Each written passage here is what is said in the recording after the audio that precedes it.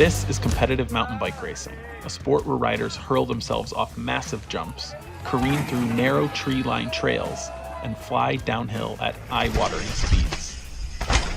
So I started competing when I was like 12, 11 years old. I used to ride downhill. This is Gustavo Ortiz, a competitive mountain biker and the two-time national champion of his native Chile.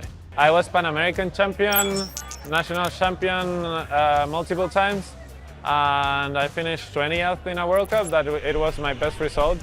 But while training in 2017, he had a tragic accident. I crashed in Whistler and I finished paralyzed from my chest down. Did you think you would be able to cycle again? No, it never came to my mind. Un cœur, un état d'esprit. Although mountain biking will be an official sport at this year's Olympic Games, it's not yet been made an official sport in the Paralympic Games. That's partially because the bikes needed to race simply haven't existed. Many traditional hand cycles are built to be ridden on the road and feature wide wheelbases. Occasionally, they even place riders kneeling forward. This position puts their center of gravity higher, something that would make sharp turns difficult on a loose dirt mountain bike trail. But a Canadian company think they've developed a solution. I broke my back in 1996 snowboarding, and prior to that I loved mountain biking. I loved snowboarding and climbing. I was like a kid who loved the outdoors in Canada, and very early on in my injury I recognized that I was going to be 100% reliant on technology. So, a machinist by trade, Christian began building experimental adaptive mountain bikes at home. The problem was always that I would tip over. Or like I would go fast down a hill and corner and tip to the outside of the corner. For years and years he tinkered with different designs, but nothing worked. So he focused his energy instead on a custom cross-country ski chair that could shift and pivot over undulating snow. It was while skiing that a light bulb went off. If he just flipped the ski setup over, he'd have a system that would allow the wheels to articulate and absorb shocks independently. The main thing is the articulation.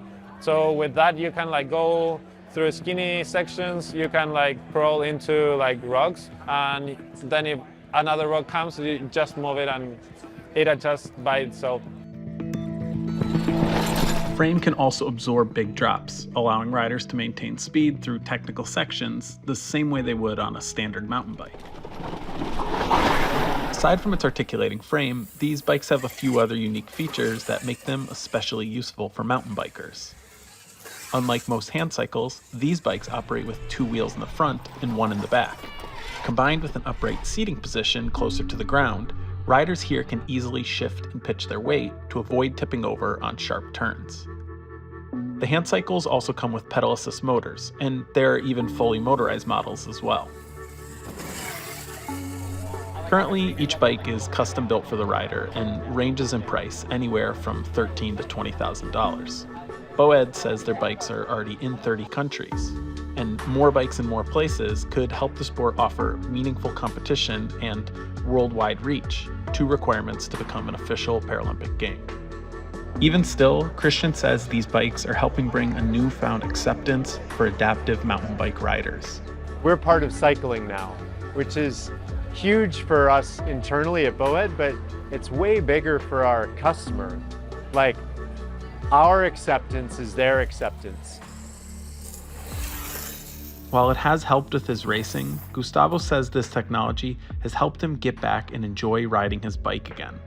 I feel that I'm discovering another kind of riding, because I was so used to just racing, racing. I'm preparing for racing, that now I am just enjoying the process of riding and going for long rides, and learning how to enjoy being in those places. Yeah.